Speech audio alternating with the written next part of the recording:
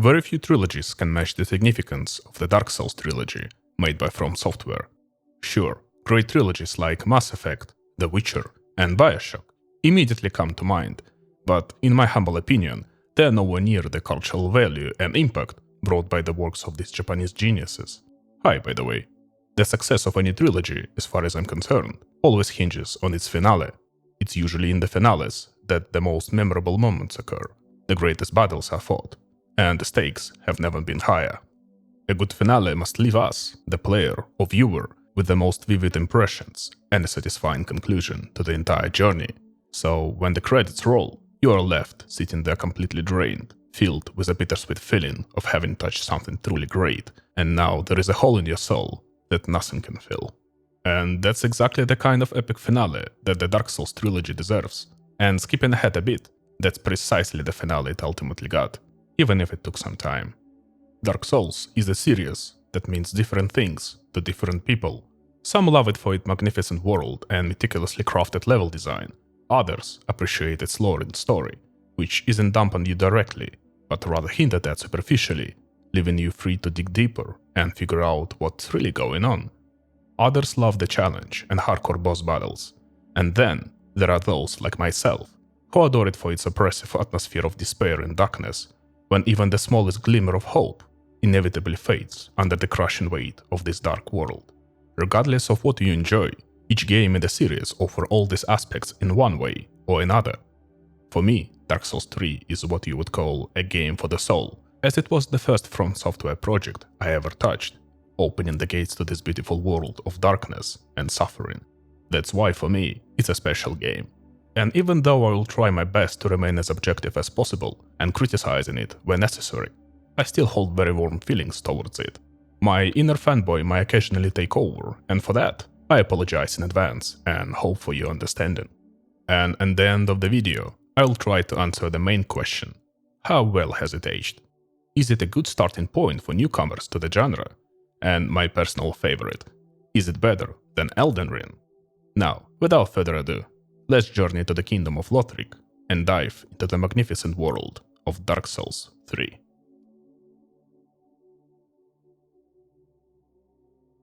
So, June 2nd, 2015, the first rumors started appearing online, suggesting Bandai Namco was preparing to showcase something special at the upcoming E3, and that something was none other than Dark Souls 3. While the news about the third installment of this legendary series was immediately embraced by the community, the rumor that Hidetaka Miyazaki himself would be leading its development hit like a bombshell. Then, leaked screenshots of the third game surfaced, leaving the entire community stunned and eager for the project. Luckily, the wait wasn't long, as E3 was just around the corner. On June 15th, during Microsoft's E3 presentation, the world got its first glimpse of Dark Souls 3. As we later learned, the game's development began in mid-2013, even before Dark Souls 2 was released, a sequel handed by Tomohiro Shibuya and Yui Tanimura instead of the series' original creator, Hidetaka Miyazaki. Miyazaki himself was busy with Bloodborne at the time, and if I understood correctly, was also already involved with Dark Souls 3 development as lead director. If you have seen my previous videos, you will recall that Miyazaki initially didn't want any sequels to Dark Souls. It was supposed to be a standalone game, and the entire series shouldn't have even existed. Perhaps that's why he didn't want to develop the sequel himself, delegating it instead and shifting his focus to Bloodborne. Miyazaki later admitted that Bloodborne's limitations made him eager to return to the Dark Souls series. Thus, for the third and final game of the trilogy, the master himself took the reins. Yet, he clearly stated that this game would be his final Souls project, noting that continuously releasing titles for this series is not a good idea due to that uniqueness. Honestly, we could talk for hours about the development history of Dark Souls 3. If you're interested in digging deeper into the game's creation process, I highly recommend checking out Don RV's video, where he thoroughly breaks down the entire timeline of Dark Souls 3 development. So, the game was released in Japan for PlayStation 4 and Xbox One on March 21st, 2016, followed by a worldwide release, including Windows, on April 12, 2016. It received generally favorable reviews according to Metacritic, praised for its visuals and combat mechanics, which reviewers noted were faster-paced, reminiscent of Bloodborne. However, there was some criticism regarding technical performance issues, linear map design, and Bandai Namco's handling of the Western launch. We will discuss some of these problems in more details later. Ultimately, the game became a commercial success, selling approximately 3 million copies within a year, making it Bandai Namco's most successful release until the triumphant launch of Elden Ring in 2022. By May 2020, the game had reached over 10 million copies sold, clearly demonstrating that more and more players began exploring this genre with the release of the third installment. And before we continue, I would like to take a moment to ask you, my dear viewer, for a quick favor. As a small channel, it's challenging for me to get noticed, and the only thing that can truly help is your activity on this video. Every like, comment, and especially subscription gives a huge boost to this video's visibility and helps me grow and improve. Not to mention, I smile like an idiot every time I read a nice comment about my accent or see a new subscriber. Trust me, it means a lot, and I genuinely appreciate each one of you and read every single comment. So if it's not too much trouble, please consider supporting my channel in any way you can. It's just a second of your time, but it's an immense motivation for me to keep dedicating all my free time to creating these extensive videos. Thank you in advance, and enjoy your meal if you're eating, or sweet dreams if you decided to nap with this video playing in the background. Now a few words about my relationship with the game and how I first encountered it. Back in 2021, I never even considered playing any games from the Souls series. They always seemed surrounded by an aura of extreme difficulty and elitism. You know, like, if you finish Dark Souls, you're a hardcore gamer, and I never saw myself as such. But one day, out of boredom, I decided to put on a live stream in the background while working. Unexpectedly, I chose Dark Souls 3, as one of my favorite streamers happened to be playing it. Literally half an hour later, the game was already purchased and downloading.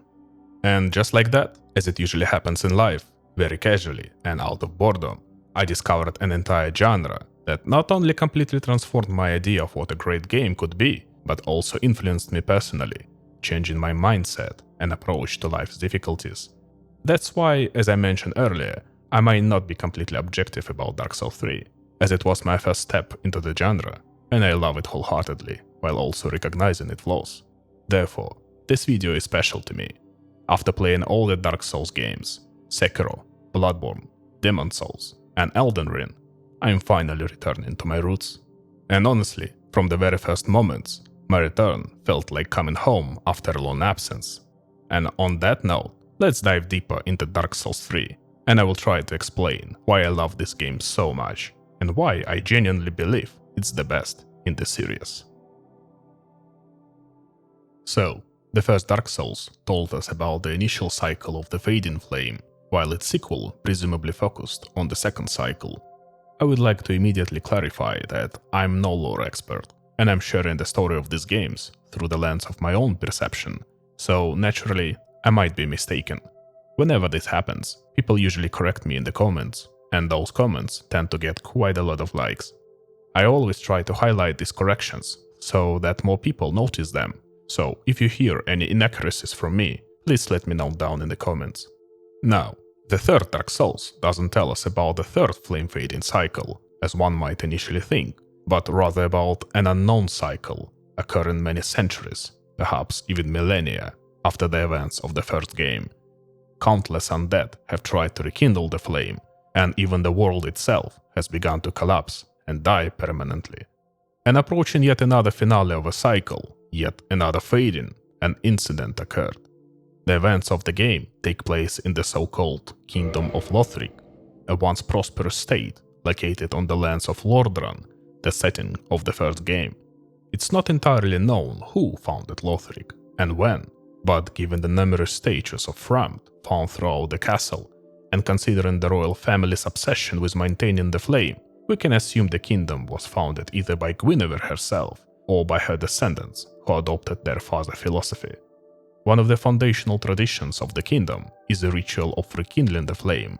When the Age of Fire begins to fade, a person with the strongest soul is chosen to become a Lord of Cinder, capable of once again igniting the first flame, just as Gwyn and the chosen undead had done in their time.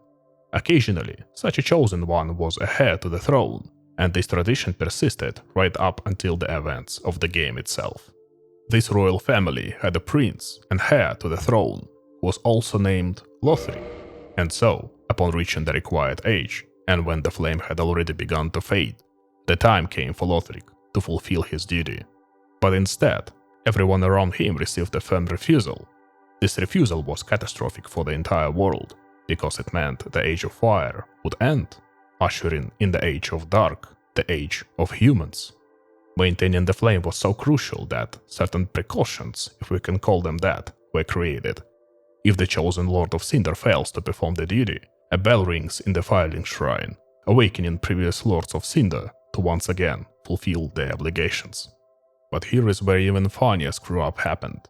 Almost all the awakened Lords of Cinder also refused their duty and scattered off in every direction. But even for such a scenario, there was another precaution. If the Lords of Cinder also refuse to rekindle the flame, the bell rings again, awakening the Unkindled, whose task is to drag the Lords of Cinder back onto their thrones and rekindle the flames themselves. Now, the Unkindled are genuine losers who had previously attempted to rekindle the flame during past cycles, and were strong enough to overcome all obstacles along the way, but lacked the strength needed to withstand the power of the flame. The primordial fire burned them to ash, not fueled enough to properly spark anew.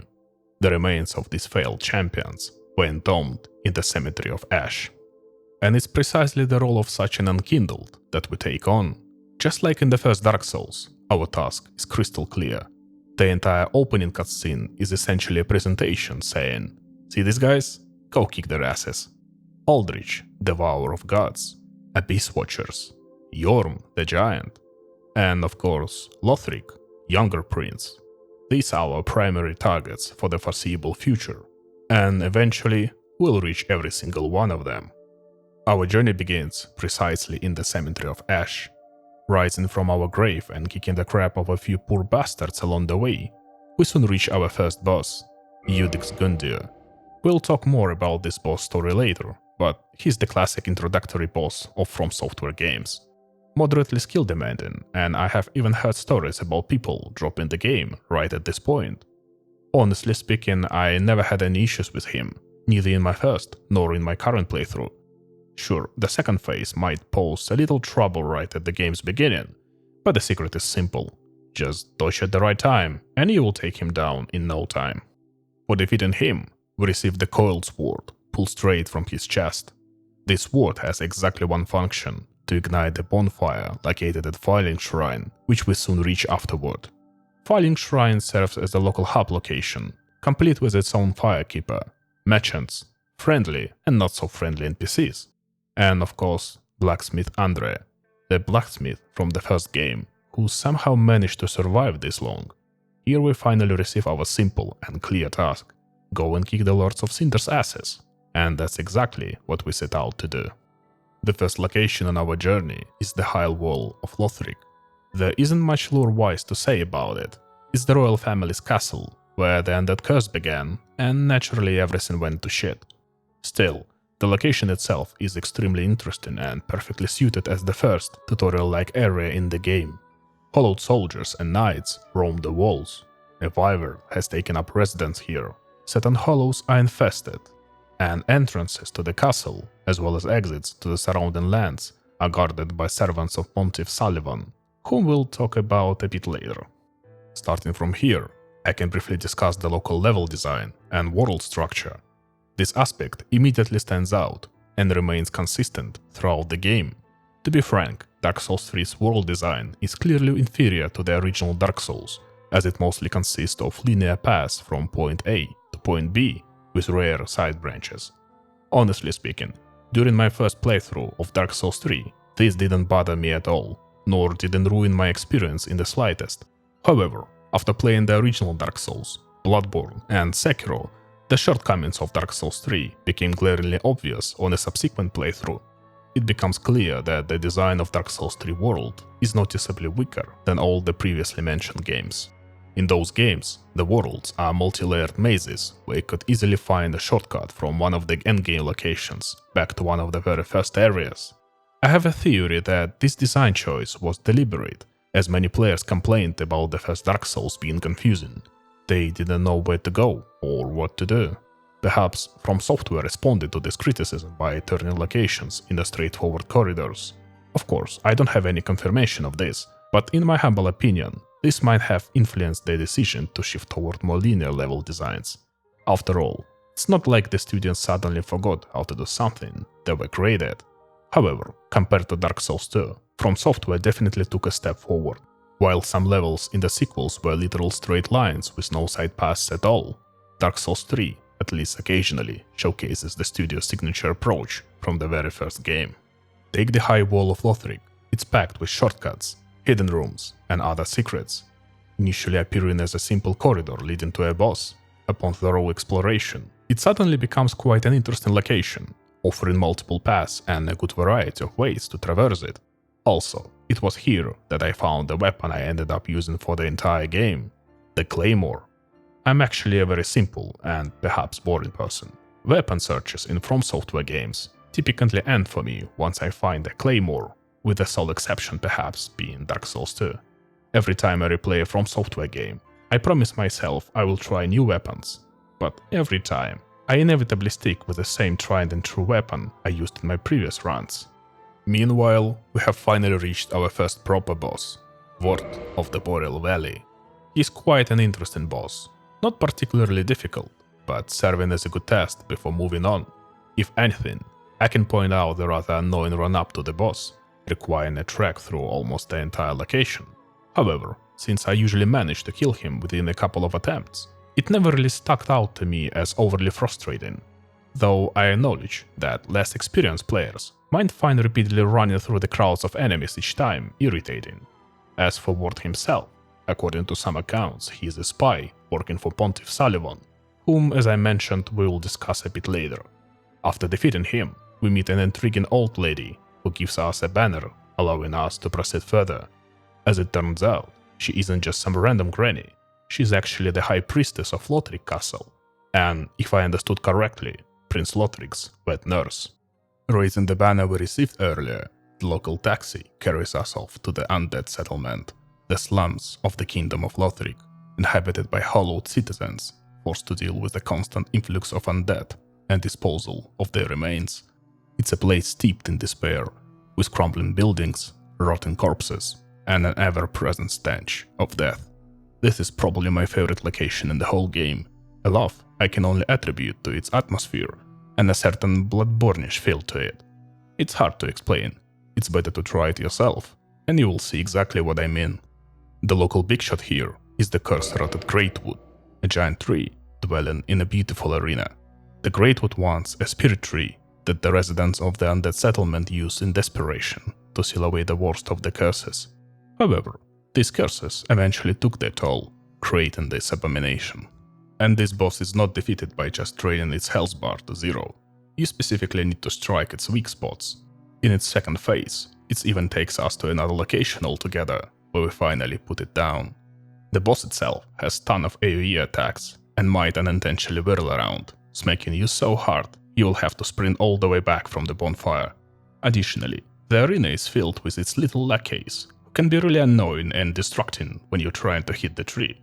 However, as soon as you figure out exactly what you need to do and where to hit, the fight becomes a breeze. Actually, this tree is an optional boss, but defeating it nets you an intriguing item, the Transposing Kiln, allowing us later to exchange boss souls for various weapons, rings, or spells. We can give this kiln to Ludlet of Kurland, and you may ask, who the hell is Ludlet? I will answer that. He's the 5th Lord of Cinder, and the only one who agreed to sit on the throne to perform the rite of linking the flame. Ludlet comes from Kurland, a land renowned for its transposition arts, the process of extracting and coalescing the essence of a soul, thereby transferring its true power to the user. Despite his frail appearance, Ludlet somehow mastered the strength necessary to become a champion. At some point before or after linking the flame, Ludlet was exiled from his homeland, later collaborated with Lothric, ensuring all future firekeepers would be deprived of their eyes to prevent them from glimpsing a future without the first flame. Anyway, let's get back to the undead settlement. After beating the tree, we'll move on and make friends with a local giant who was chilling at the top of a tower, casually sniping undead giant spears just for the lulz. But most importantly, we'll meet Sigward, not to be confused with Sigmar from the first game. Sigvard closely resembles his predecessor, a cheerful knight who constantly finds himself in trouble and whom we constantly help out. During our first meeting, we'll help him figure out an elevator puzzle. Then we'll lend him a hand in taking down a roaming demon. He will thank us warmly, offer us some beer, and promptly fall asleep. As well known, anyone offering us beer is clearly a solid guy, deserving of our friendship. Sigurd is just a wholesome dude. We'll meet him again later, and I will tell you more about his fate. From here, we move forward out of the undead settlement, into the Road of Sacrifices, where we will encounter two knights, Anri of Astora and her companion, Horus the Hushed. They're on a journey to deal with a certain Aldrich, who we'll discuss more later. Anri is one of the children who escaped him long ago. Just like us, she is an unkindled, searching for the Lords of Cinder. Her companion Horus is viewed by Anri as a very loyal friend and a reliable warrior. But let's pause here and discuss exactly where we have ended up. The Road of Sacrifices is none other than those infamous Dreadful Swamps, easily earning a spot on my lovingly created list of locations, aptly named shitholes. The location itself is essentially a pass that once was used to transform sacrifices from the undead settlement to the Cathedral of the Deep, where Aldrich, one of the Lords of Cinder, supposedly resides. In these swamps, we will encounter a crossroads, a pass leading to the aforementioned Cathedral of the Deep, or another leading into even deeper swamps, where the first Lords of Cinder already await us. I decided first to head towards the Cathedral of the Deep, encountering another boss along the way, the Crystal Sage. We'll meet guys like this multiple times throughout the game. They're followers of Logan, a character from the first Dark Souls, and possessed a scroll containing the crystal sorceries of Thieves, a branch of magic recorded by Logan and carried on by two sages. At some point, these guides arrived in Lothric and became spiritual guides to the scholars of the Grand Archives. But they brought along not just spells and knowledge, but also the heretical belief in the Pale Dragon Thieves and his mad teachings. The Crystal Sage is a pretty interesting boss, creates illusions to confuse and hide from us, but you can easily pick him out among the clones by the distinct color of his spells. After beating him, we finally reach the Cathedral of the Deep itself, to face Aldrich, Devourer of Gods. However, Aldrich himself is not here, only his followers remain. So where the hell did Aldrich disappear to? To understand that, we need to figure out who he actually is. And he's basically a fucked up cleric who really loves eating. He consumed an insane amount of food each day, but soon even that wasn't enough. Eventually, he moved on to eating humans, bloating himself into something utterly grotesque. In the end, this guy was so completely off his rocker that they decided to make him a Lord of Cinder. After he linked the flame, they buried him in his own temple inside a massive coffin. Upon awakening, Aldrich had visions of the Age of Fire being replaced by something he called the Age of Deep, and for that to happen, he would have to devour gods. But where exactly might any gods remain? Oh, we will definitely get there, but not just yet. Right now, inside the cathedral, we find only Aldrich's empty sarcophagus and his loyal followers, the Deacons of the Deep. Essentially, this boss is just a mob of weak enemies, reminiscent of boss designs from Dark Souls 2. At least here they try to clearly mark out the enemy you need to attack. The boss is actually a soul that jumps from one deacon to another, but overall nothing special. Afterwards, we will meet up again with Anri and Horus at the Filing Shrine. They will tell us they also realize Aldrich is not in the cathedral, and that they need to continue their search. As for us, we will return to the other available road, Faron Keep. Another fucking swamp, some part of which awaits deep and significantly slow your movement. Honestly, I don't even want to talk about it. You know exactly what I'm talking about if you have ever been through this location. But at the end of this swamp, await none other than the Lords of the Cinder, the Abyss Watchers. And oh boy, I have definitely got something to say about these guys. These guys represent a fan club of Sir Artorius, the Abyss Walker. This whole group of dudes sought to emulate Artorius' techniques, going as far as drinking wolf blood to achieve that. Empowered by Artorius' legacy, they became incredibly strong and agile, fighting in a coordinated yet chaotic pack like wolves. Just like Artorius, these guys swore to battle the Abyss, It's just a shame they are apparently unaware that Artorias himself ended up consumed by that same abyss, but whatever. The main point is, unlike Artorias, these guys actually succeeded in their fight against the abyss.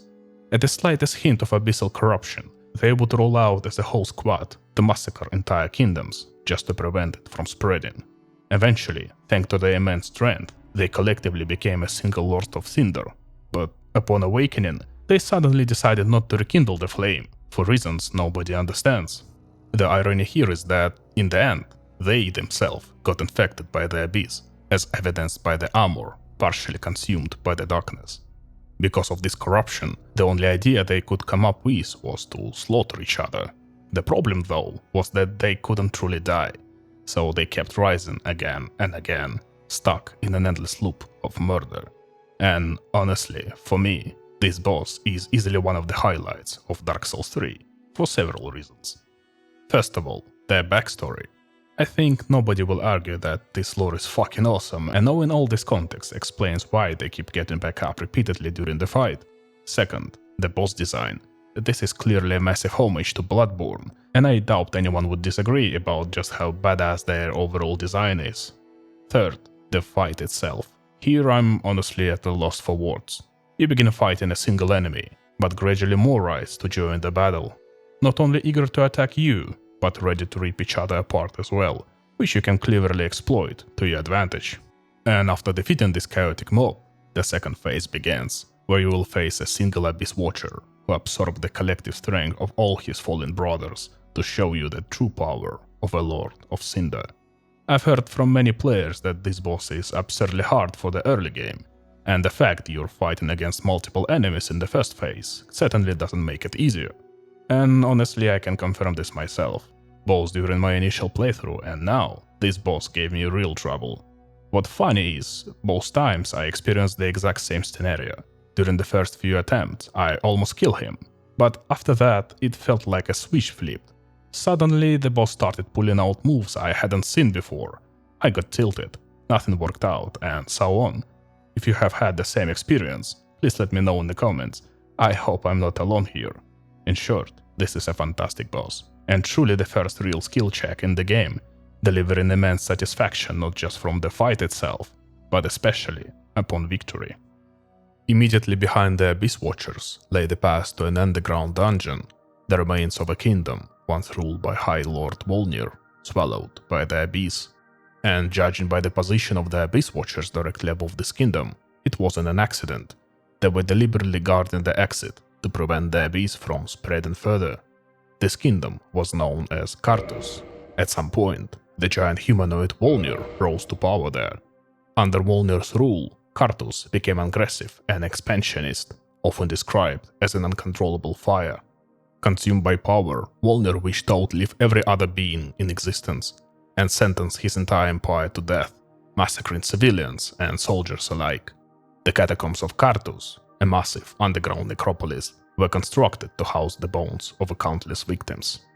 High Lord Volnir then turned to necromancy, reanimating himself and his skeletal army, determined to remain the last living creature. Eventually, the Abyss broke free in the catacombs, swallowing Volnir himself. All this time, Volnir remained trapped inside the goblet, which ultimately pulls us into the Abyss to face him directly, a giant skeleton, adorned with golden bracelets. Experiencing the terror of true darkness, Volnir pleaded to the gods for the first time, and his holy sword, along with stolen sacred bracelets, came to his aid.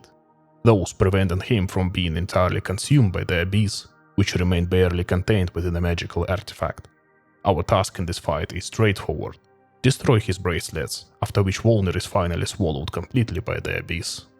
But before moving forward, let's briefly step back to discover a hidden location beneath us, Smoldering Lake. Everyone who played the original Dark Souls probably remember their first time visiting Ash Lake, the realization that the location was a fragment of an old world, predating the first game's event and Gwyn's overthrow of the dragons.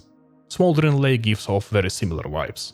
It might fall a bit short compared to Ash Lake, but their essence is essentially the same. It's basically the remnants of lost Idolid, a land utterly scorched by chaos, reduced from former greatness to mere ruins. Throughout this location, we encounter the corpses of all acquaintances and a secret boss. the Old Demon King, one of the last surviving demons in the world.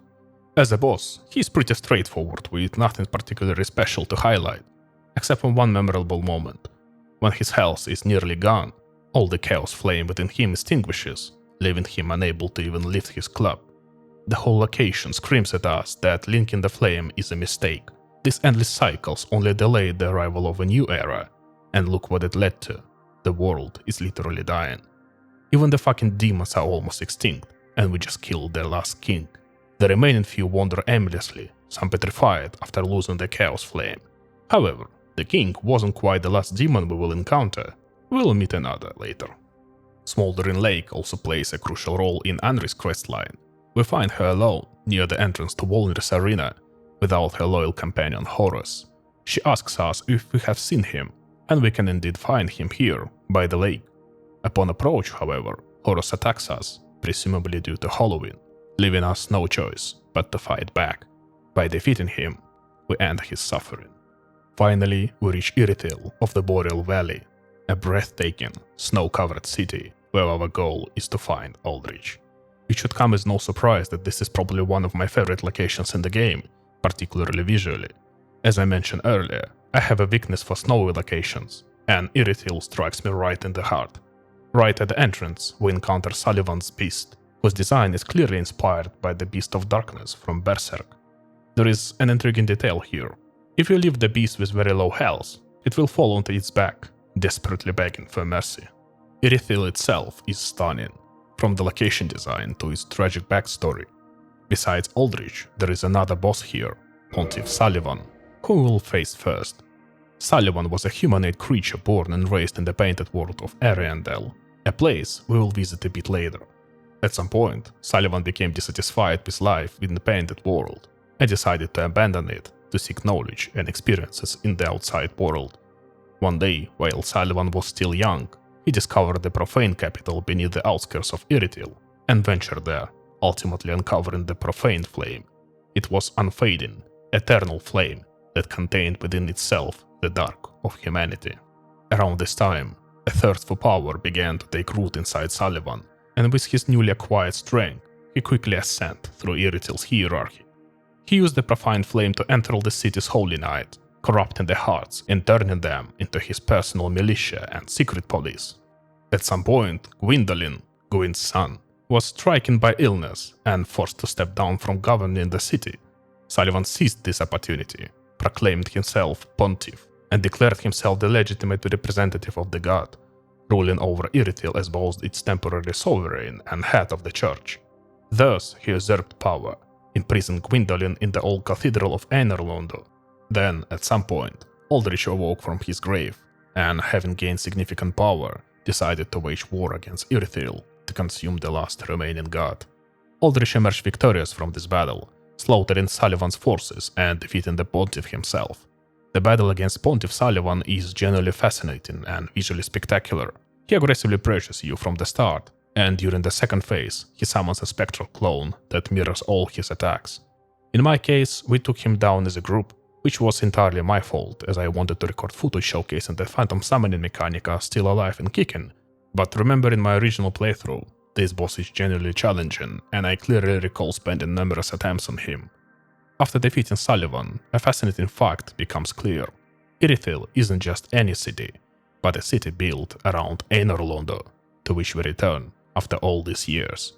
Only now, instead of being sunny and magnificent, it's entirely blanketed in snow. Silver Knight still guards its halls, and where the giant blacksmith once stood, now only his lifeless body remains. Entering the main hall, we realize that Aldrich and Gwyndolin were imprisoned together in the same room, where Aldrich ultimately consumed Gwyn's son, transforming himself into a kind of demigod. This bastard keeps running away, bombarding you with long-range spells and that fucking arrow rain, forcing you to sprint all over the arena.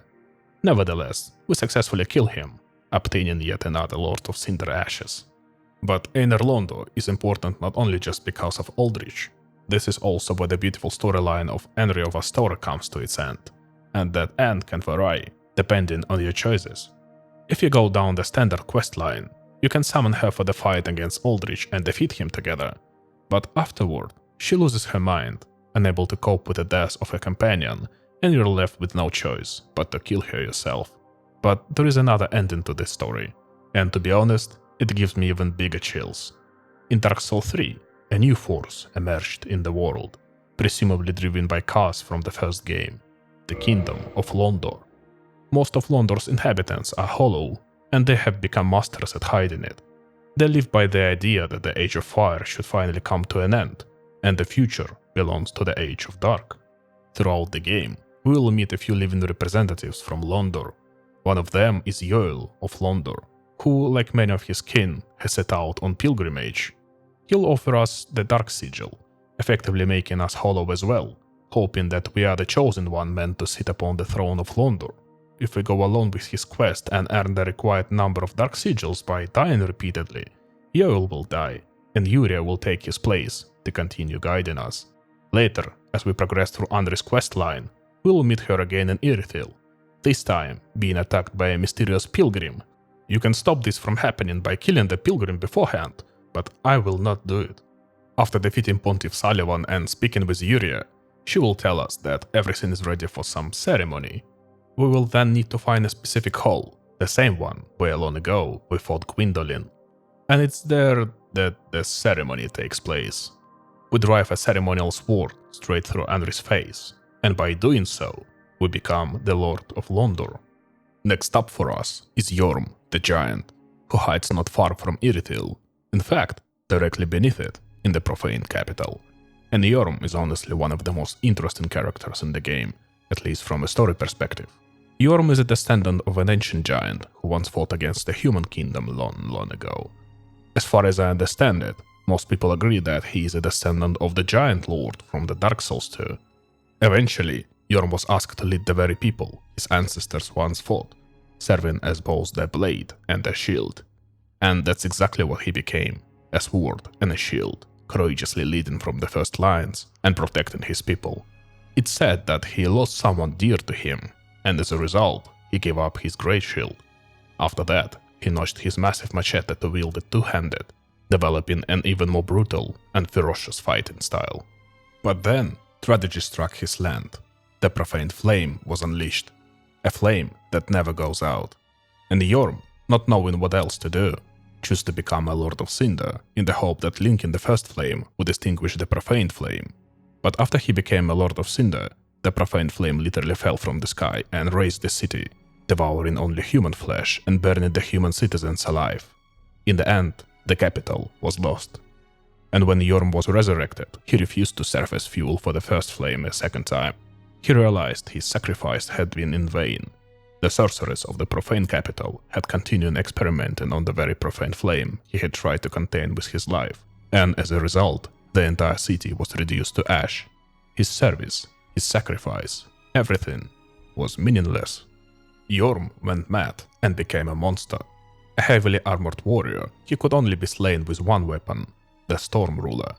One of these swords he gave to the people who doubted his intentions, to prove he was worthy of their trust, and the second gave to his closest friend, Sigurd of Katarina, with the request that if he ever lost his way, Sigurd would end him. After our first meeting, we will next find Sigurd stuck in a well near the Cathedral of the Deep. He will complain that someone left him there and stole his armor. That armor, of course, ended up with Patches, who shows up wearing it and even impersonates Sigurd to scam us. Though, weirdly enough, Patches didn't show up for me this time, so I had to buy the armor from him at Filing Shrine.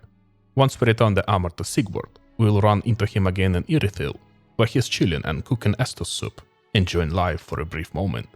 But soon after, he'll end up imprisoned in a cell in the profane capital, where we'll have to save him one more time.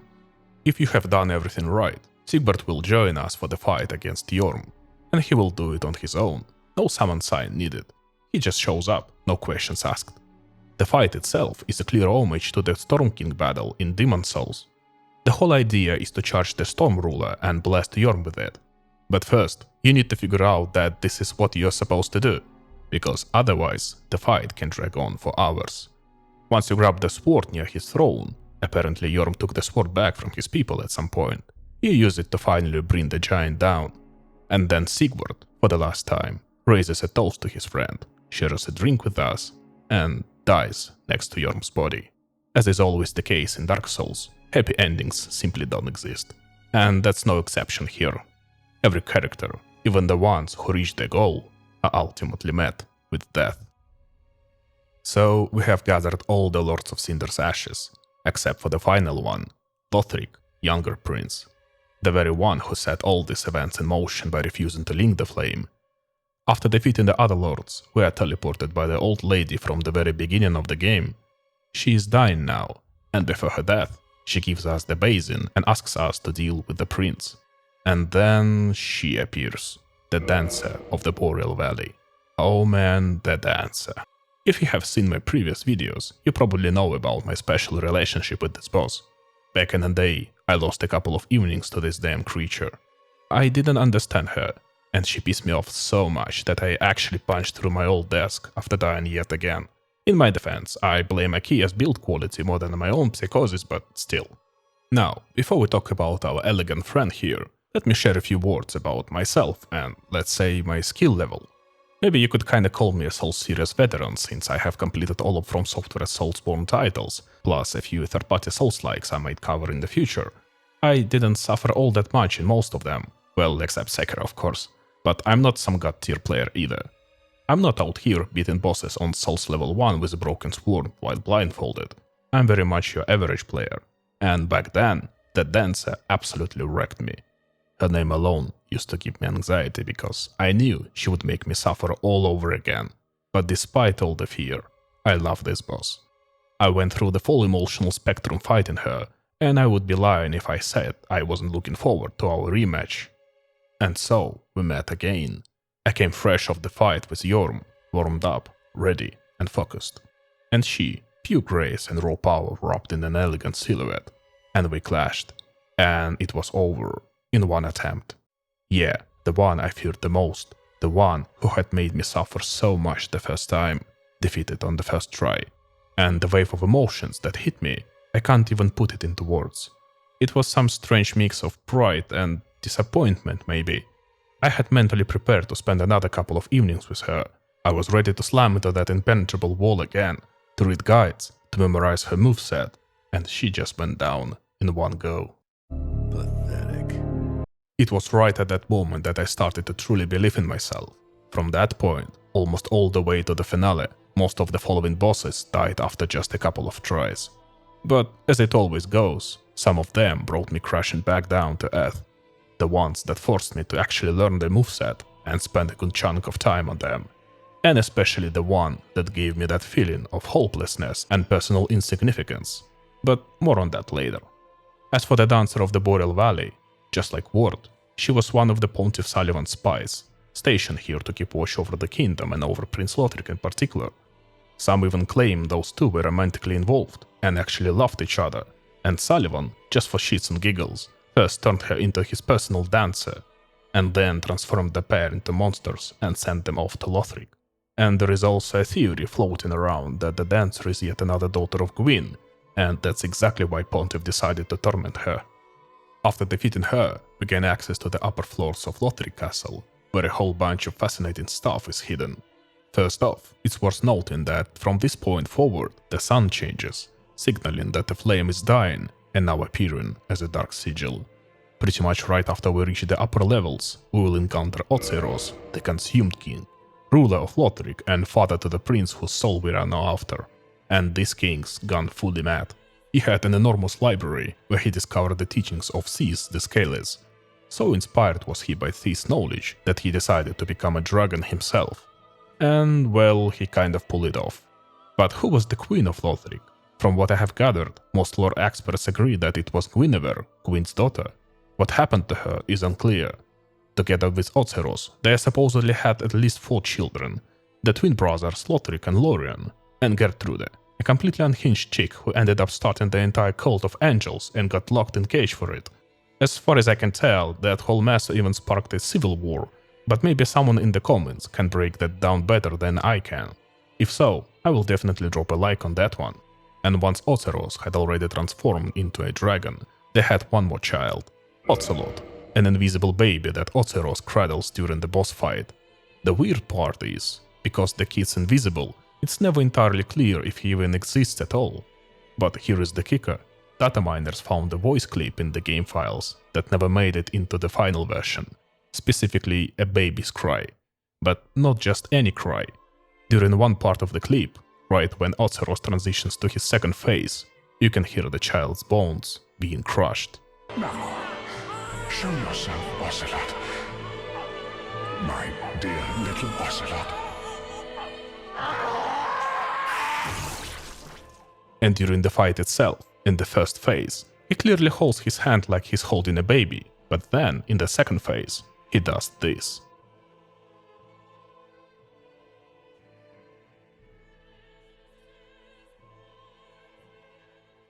The boss himself is basically just a damage sponge. As far as I know, he has the largest health pool in the entire base game.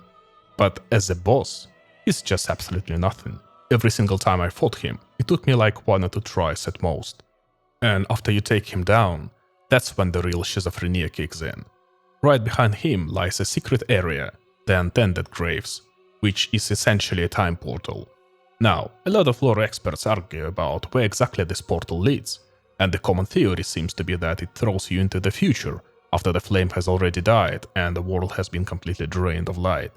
But personally, I think it's a portal to the past, to a previous cycle where the flame has gone out, but was then rekindled by someone.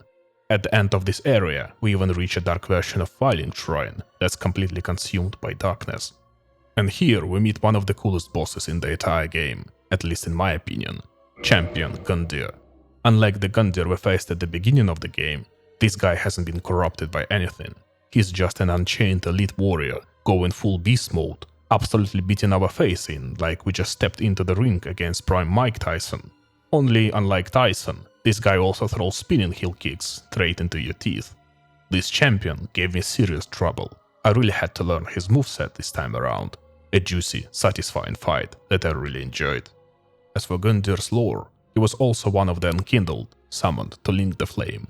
He rushed to Filing Shrine to fulfill his mission, but arrived too late.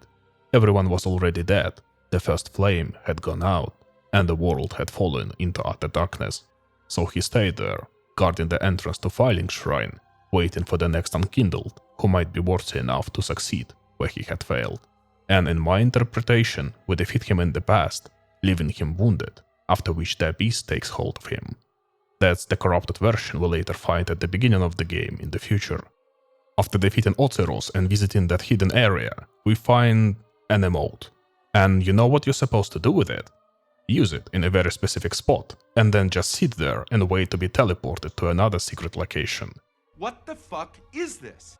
When I first saw a guide on how to get there, I was genuinely in shock. Like, how the hell did someone even figure this out? But we'll come back to that area a bit later, because we still have a score to settle first. A boss who, during my first playthrough, absolutely stomped me. So now, it's a matter of honor. On our way to Prince Lothric, one last obstacle stands in our path: Dragon Slayer armor. Literally, a haunted suit of armor guarding the bridge to the top of the castle. He's not the worst boss by any means, and he can definitely be a pain. Personally, here is my issue with him. Not only does this dude swing that hammer around like a maniac and hit like a truck, but he also breaks the damn arena. He can just yeet you off the narrow bridge you're fighting on. But Miyazaki apparently thought that wasn't quite enough.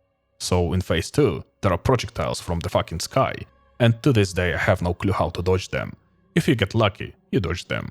If you don't, well, sucks to be you. But up next, at the very top of Lothric Castle, we meet Lorien, Elder Prince, and Lothric, Younger Prince, sons of Oceros. Lorien was raised as a knight and proved himself a total beast on the battlefield. He led a war against the last of the Chaos Demons, even capturing some of them to use as slaves for his little brother. He went one-on-one with the Demon Prince, took him down solo, and that battle permanently scorched his greatsword with Chaos Flame and blackened his armor. So if he is so strong, why doesn't he just link the flame instead of his brother, you may ask? Yeah, well, who the hell knows? That was supposed to be the Younger Prince's role, and he refused. The Younger Prince, born a weak, sickly kid, was still held as the last hope of his line, the ultimate result of generations of Lothric rulers obsessed with producing a perfect champion of the flame. From what I've gathered, Everyone in his family desperately wanted him to be the one to lead the flame. They even went full-on propaganda mode, depicting him in statues holding a holy sword and preparing the filing shrine throne just for him. And then there is some stuff about Aldia from Dark Souls 2 being involved, possibly convincing the kid to abandon his destiny and say fuck that flame, you know, standard Dark Souls lore. And now we get to fight them. Back in my first playthrough, this boss was an absolute wall for me, especially the first phase. Lorien constantly teleports behind you and lands brutal hits. If you are the type to panic roll and haven't mastered the rhythm of the fight, you are gonna suffer a lot. This time around though, first phase was fine. I think all the experience from other From Software titles finally paid off. But when we beat Lorien, that's when his little brother shows up, and he revives him. Every single time we kill Lorien, Lothric just brings him right the fuck back.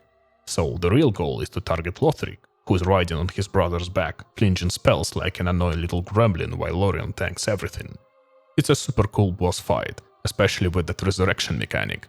On this replay, I really appreciate it a lot more. Eventually, the brothers fall, and we claim the final Lords of Cinder's ashes. We place all the ashes on the thrones and light them up, which opens the path to the kiln of the first flame, which, by the way, has undergone some changes, but not so fast. We've got unfinished business in Archdragon Peak, where another bastard is waiting for us. One I couldn't beat in my first playthrough. Archdragon Peak is this whole hidden dragon kingdom, filled with draconic bloodlines and creatures crawling all over the place. And, of course, the real reason we are here, the Nameless King. My personal unbreakable wall out of all the bosses in the base game. This guy is Gwyn's firstborn, the one who turned his back on Daddy's dearest and got exiled for it, all because he liked dragons and didn't share Gwyn's fanatical obsession with burning them to ash. And let me tell you, everything about this boss is incredible. The location is stunning, and the two drastically different phases just blow you away. First, you fight him riding his Storm Wyvern, and once you take that beast down, he absorbs its power and comes at you himself, one-on-one. He hits like a goddamn truck, moves like lightning, and has one of the most rage-inducing movesets in the whole game. In my first playthrough, I couldn't beat him, just couldn't, he broke me. But now things were different. Somehow, the guy I feared more than anyone else went down on 4 or 5 tries. Remember what I said about catching that insane momentum after Dancer of the Boreal Valley? How I started moving down bosses left and right? Yeah, looks like this trick carried me through here too. But if you suffered against this boss, trust me, I get it. I really get it. I'm someone who straight up dropped the game the first time because of this bastard. After you finally put him down, you can also find Ornstein's armor set nearby, just lying there on the ground. And that's kind of a big deal. It heavily implies that Ornstein too ditched the whole divine circus and went off in search of the god of war, Gwyn's firstborn. But wait a sec, didn't we kill Ornstein in the first game? Well, there is a theory that what we fought back then was actually an illusion conjured by Gwyndolin, and it honestly makes some sense considering the whole fake Enerlonda thing, and yet nobody really knows what happened to Ornstein himself. His set is just lying there, no body, no explanation. Usually, when From Software drops gear like this, it's on a corpse, as a way of saying, yep, this guy is dead. Some even believe Ornstein became the Storm Wyvern the Nameless King rides, but I cannot confirm that in any way. Probably just another one of those unanswered mysteries that we will never get closure on. So, like I said, after collecting all the ashes of the Lords of Cinder, we place them on the thrones and link the flame, which opens the path to the kiln of the first flame. And after all this nature-defying madness, all this fear of letting the fire die, after cycle upon cycle was forced back into motion, the kiln has finally collapsed in on itself, turning into a distorted mashup of all timelines. Some lore masters even argue that the entire game is basically us running through different eras, not places, jumping through the time without realizing it. And now we have arrived in the present, the very end, where there is no more land to build new kingdoms, no more space for legacy, just this burned out, formless nothing. And here, waiting for us, is the Soul of Cinder, a manifestation of everyone who's ever linked the fire, including us, the player. He wields everything: swords, pyromancy, sorceries, curved blades. And in the second phase, he full-on ults, transforming into the very first Lord of Cinder.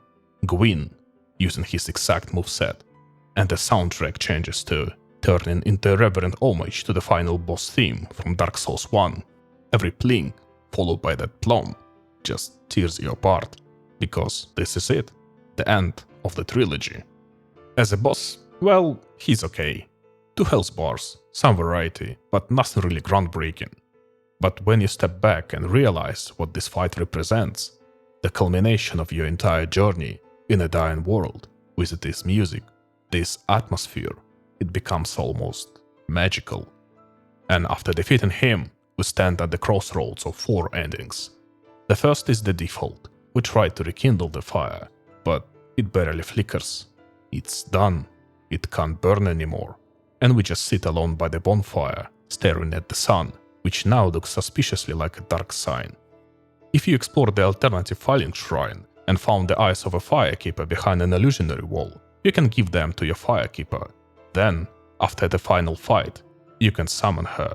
She gently holds the last embers in her hands, and as the world dims around her, she speaks of how the flame may one day return, and as darkness fully settles, she simply asks, Ashen One, hearest thou my voice still? The third is a darker twist on that. You summon her again, but during the fade to black, you're given a brief moment of control, and you can strike her, ripping the last embers from her hands, trying to take the flame back for yourself. Only nothing happens. It's too far gone. And there is the secret ending, the one I went for, the true Londor ending. In this version, we neither link the fire nor let it die. We claim what's left of it for ourselves, becoming the Lord of Londor and ushering in the Age of Dark. And this final ending finally does what should have been done all the way back in the first game. The gods, they've had their time. It's over. Now begins the Age of Humanity. After an eternity of cycles, of fire, sacrifice, and divine lies, the world has finally come to the point it was always meant to reach. But aside from the main story, Dark Souls 3 is also remarkable for 2 outstanding DLCs, both of which are tied together by a shared storyline. This arc begins in the Cathedral of the Deep, where we encounter a praying figure by the name of Slave Knight Gale. He asks us for our help, and that help consists of entering the painting of Ariandel, reminiscent of the first game, where paintings were entire pocket worlds. But just like the flame, these paintings don't last, they rot, and as the worlds inside them begin to decay, they fall into suffering. And there is a legend, when a painting begins to rot, 2 unkindled ones must appear to burn it all to ash. What Gale doesn't tell us during that first encounter is that we are the second unkindled. The first is already waiting for us inside the painting. As we explore the DLC, we start to uncover the strange rules of this world. In charge of it all is Sister Fride, who turns out to be from Londor, and even the older sister of Yuria, whom I mentioned earlier. At first, she seems like just a humble nun, but as we delve deeper, it becomes clear she doesn't give a single damn about the locals or the decay plague in the world. In fact, she might even be contributing to it. Eventually, we uncover her hidden sanctum, and when she realizes we have seen too much, it's a go time. And let me tell you, this fight is chef's kiss. Beyond Frida's tricky moves, like going fully invincible, what makes this boss stand out is that it's free-phase fight. And let's be honest, only Isshin Ashina from Sekiro has earned the right to do that, so you already know the level we are talking about. First, we take Frida down. Then Father Ariandel rises, the keeper of the painting and its flame. His task was to ignite the flame when the painting started to stagnate, clearing the way for a new painted world. But Frida, preferring the comfort of slow death over the purifying pain of fire, convinced Ariandel to smother the flame, even to drown it in his own blood. But once we engage them, the flame is unleashed, and the painting begins to burn. After taking both of them down, Frida resurrects again, now in full berserker form. And this fight, straight royal. The key here, in my opinion, is recognizing her teleport pass during invisibility, and keeping proper distance in phase 2, separating Frida and Ariandel so they don't overwhelm you at once. Once she's defeated, we have finally ended the nightmare for the painting's inhabitants, and taken down the second unkindled, Frida, who, just like the Lords of Cinder, rejected her purpose and chose to rot in peace. But turns out, This was all part of Gale's master plan. He had found a young girl, a little lady meant to paint a new world, a painting that would never rot, a new realm, a safe haven from this hellish world of decay, fire, and eternal cycles. But for her to begin, she needed inspiration, and she could only find that inspiration by witnessing the flame ignited by two unkindled ones. And that's exactly what we gave her. But then comes the real question: how do you paint a world that won't rot? Gale and this girl found the answer. They would need the essence of the Dark Soul, and Gale sets off to find it. That's how the first DLC ends. What can I say? The fight with Frida is top tier, 3 intense phases that never feel tedious. She staggers properly, damage is fair, and the entire sequence feels earned. The outside world of the DLC is also a banger. Besides my beloved snowy locations, we get a creepy little village full of grotesque residents that straight up give off Bloodborne vibes. And the enemies there are nasty as hell, enough to give you real trouble if you are not careful. There is also an entire tribe, the people of Millwood, descendants of a Viking-like nation that once lived at the base of a great tree, a tree that was eventually burned by an abyssal dragon, forcing them into a never-ending pilgrimage. All in all, it's a relatively short DLC, but absolutely packed with content. So next up is the Ringed City DLC, which unlocks after you defeat Frida. This time, we are thrown far into the future, to a point where the whole world is already crumbling into ash, collapsing into a formless nothing. You will be nudged along by subtle clues, leading you to the last demon still alive on Earth, demon in pain and demon from below, who attacks you simultaneously. And once they are down, one of them rises again as the Demon Prince, quite possibly the very same Demon Prince that Lorien defeated in the past. After you put him down, you are finally transported to the one and only Ringed City. But what even is this city? Well, it all ties back to the furtive Pygmy, the one who took the Dark Soul for himself, and eventually became Manus, Father of the Abyss. And not only that, he also created a whole damn legion of people from that soul, which scared the shit out of Gwyn. Gwyn knew damn well that sooner or later, the Age of Gods would end, and the Age of Man would begin.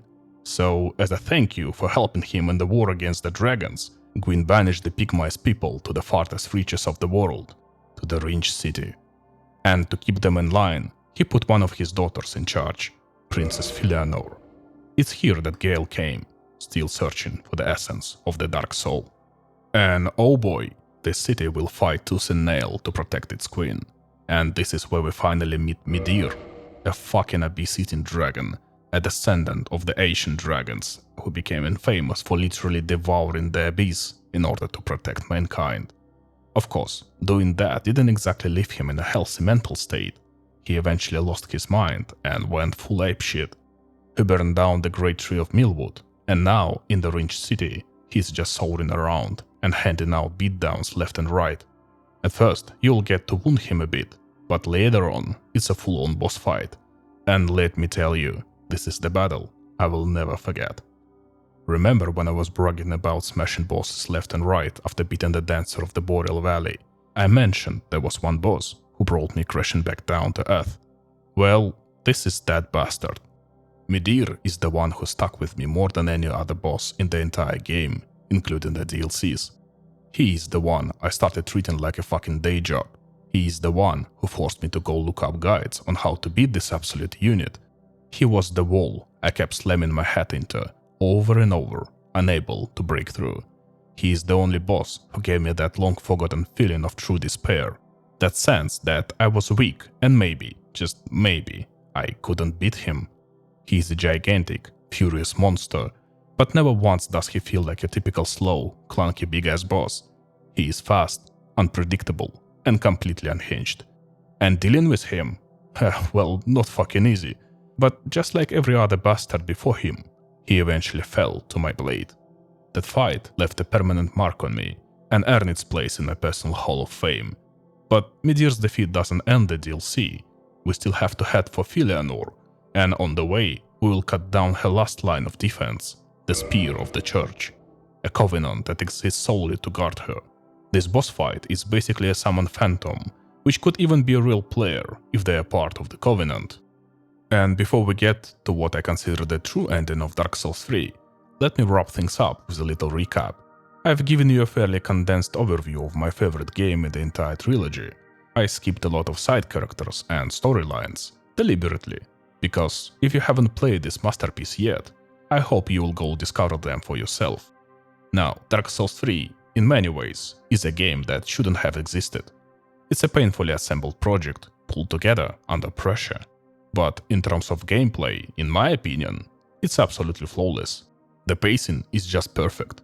It offers a massive arsenal of weapons, spells, and builds. And don't even get me started on the bosses, easily the best in the entire series. And not just in the DLCs like usual, but right there in the base game. Nameless King or Dancer of the Boreal Valley could give any boss from the first two games a run for their money, maybe with the exception of Manus. Everything about this game oozes style and cohesion.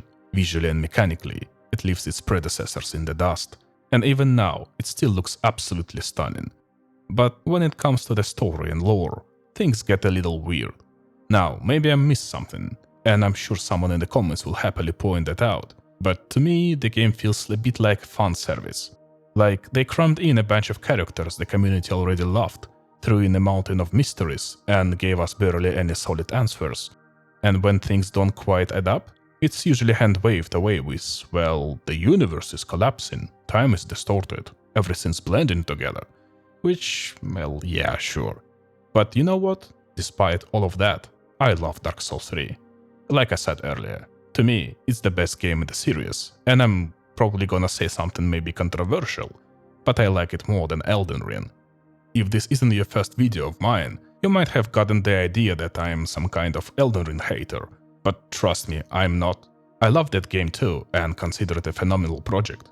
And yes, I will definitely make a video about it one day. I'm just honestly kind of intimidated by how massive it is. That video's probably going to take me months, but that's future me's problem. The reason I love Dark Souls 3 more is kind of ironic. It's because of its linearity. I know, it's a weird thing to say in the age where everyone's obsessed with open world design, but for games like this, I think a linear approach works better. In open worlds like Elden Ring, it's incredibly easy to overlevel and miss out on the difficulty curve that defines this genre. Sure, you can grind in Dark Souls 3 too, but it takes real effort. You have to go out of your way to farm and backtrack. In Elden Ring, you can just wander around, clear some catacombs, and accidentally end up stronger than the next major boss without even realizing it. But we will talk more about that when the Elden Ring video happens. So, to answer the main question of this video, how does Dark Souls 3 hold up in 2025? Now that it's been 9 years since its release, and we have technically already gotten Dark Souls 4, sorry I meant Elden Ring. The answer is simple, it's fucking amazing. And one last question, is it a good entry point into the Soulsborne genre? Personally, I think it's a perfect starting point, same goes for Bloodborne. I can vouch for that from experience. Dark Souls 3 was my very first Souls-like, and it was after beating it that I completely and hopelessly fell in love with the genre. So, if you have never touched the Dark Souls trilogy, I genuinely recommend starting with this one. Yes, the lore gaps and inconsistencies are real, but for me they were never a deal breaker. In fact, I only started seriously diving into the game's story and lore while prepping for this video. What drew me in back then wasn't the narrative, it was the style, the challenge, the gameplay. That's what made me fall in love with it. And then, of course, there is a true finale of the story, the one that plays out at the very end of the Ring City DLC.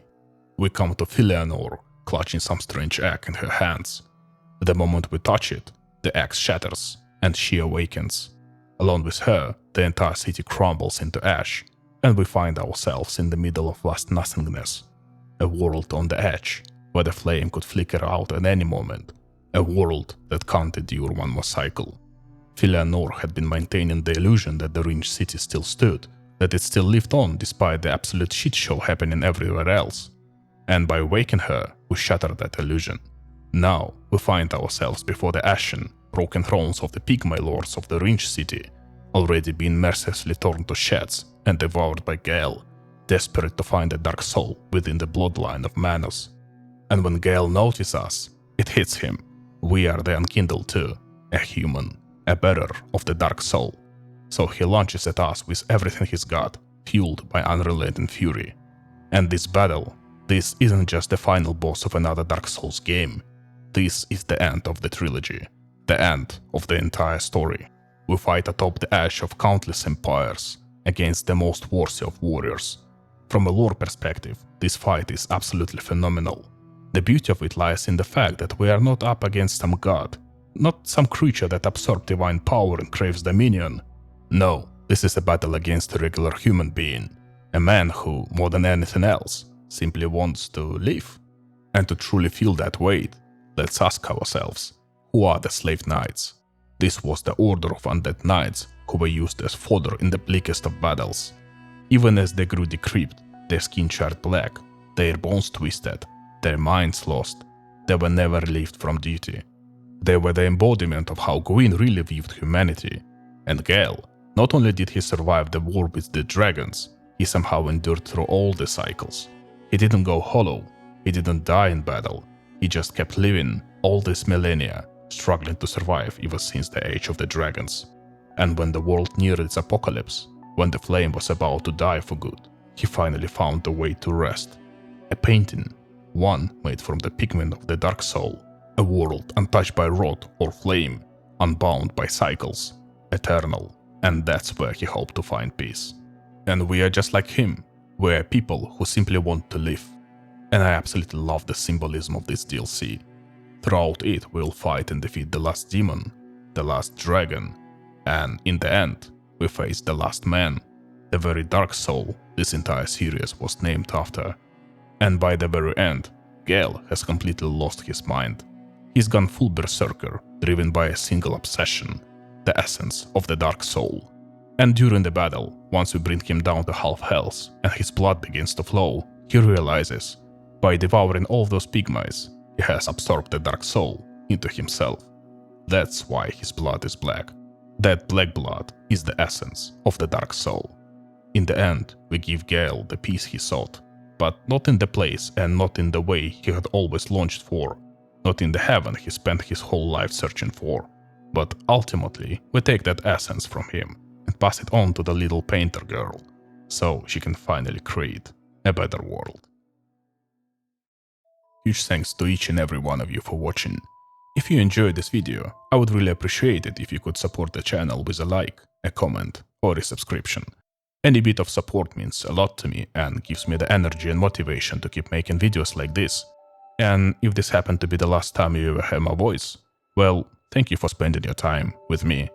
Once again, thank you so much for watching. And remember friends, don't you dare go hollow.